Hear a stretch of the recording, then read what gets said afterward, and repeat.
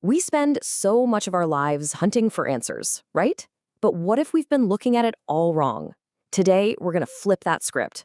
We're going to explore why the most powerful tool for growth isn't actually having all the answers, but learning how to ask a really, really good question. So let's just jump right in with a kind of radical idea.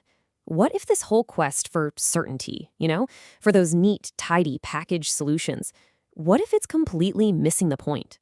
What if the real path to wisdom doesn't start with finding an answer, but with learning how to just live in the question? The philosopher Voltaire, he totally got this. He famously said, you should judge a person by their questions, not by their answers. And it makes so much sense when you think about it, right? I mean, anyone can memorize an answer, but a great question? Wow. That shows you've got curiosity, a little bit of humility. It shows a mind that is truly alive and kicking. And this isn't some new idea. When you look back at some of the wisest people in history, you start to see this really clear pattern. They weren't just standing on a stage handing out instruction manuals for how to live. No way. They were more like guides. They used stories, they used questions, and they basically invited people to discover things for themselves, to have their own awakening. And what's so cool is that this approach is totally universal. It cuts across cultures and time. I mean, you look at figures like Jesus, Socrates, the Buddha, Rumi. You look at Zen masters, rabbis of the Talmud, native elders. It's the same story. They all understood this one fundamental thing. True, lasting change doesn't happen because someone tells you what to believe. It has to come from a spark that gets lit inside you. And that's the whole point, isn't it? Wisdom isn't something you can just download like a file into your brain. You have to discover it for yourself. Truth isn't just a fact you read in a book. It's something you have to experience, to live through, to really deeply get it. And it's the questions that are the key. They're what unlock that whole experience. Okay, so if wisdom has to be experienced, then what happens when we try to take a shortcut? When we just try to live by a bunch of prepackaged answers or strict set of rules? Well, the result can feel really limiting. Honestly, it can even be kind of damaging. And this is where you see the huge difference between the two paths. On one side, you've got your rules and your directives. They're rigid, they don't bend, and sometimes they can even become corrosive. They might change your behavior, sure, but they almost never get to the heart of things. But on the other side, you've got wisdom and truth. They're flexible, they're alive. They don't just shape what you do, they shape who you are, right down to your soul. So if following a rule book isn't the answer, then where do we find this kind of deep wisdom? Well, here's the paradox. It often shows up in the last place we'd ever want to look, in our most challenging, our most difficult moments. That's where the real magic, the real breakthroughs tend to happen. Just think about it for a second. When are you most likely to really question everything? It's not when life is a walk in the park, right? It's in those suffocating moments, when you feel like you've hit a dead end. That's when the biggest, most profound, life-changing questions start bubbling up to the surface. C.S. Lewis put this so well. He said that in our pleasures, God whispers to us. In our conscience, he speaks. But in our pain, he shouts. And that's it, isn't it?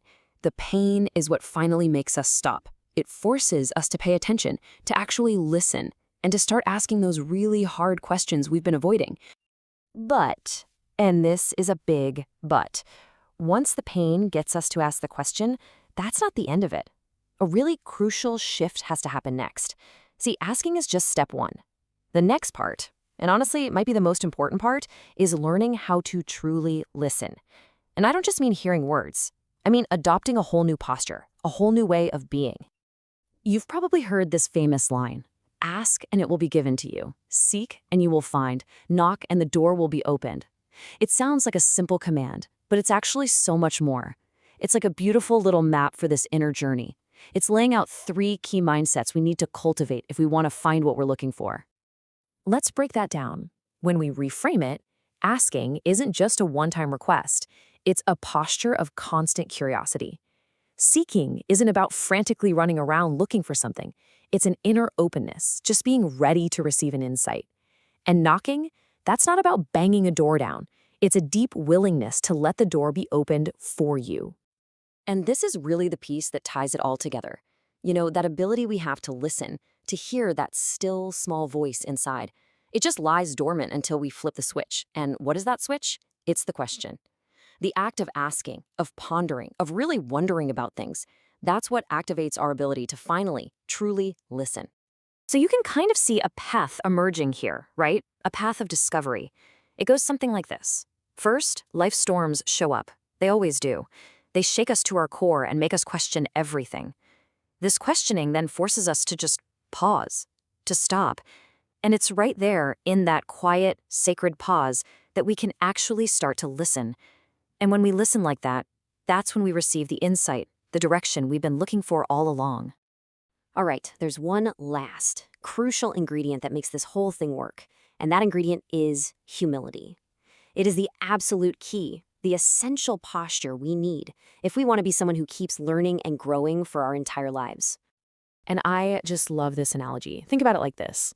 On one side, you've got the know-it-all, the expert, the person who thinks their cup is already full. Well, guess what? They've stopped learning. But on the other side, you've got the humble white belt. The beginner in martial arts. They walk in on day one and basically say, I know nothing. Their cup is empty. It's ready to be filled. And because of that mindset, they can't help but grow.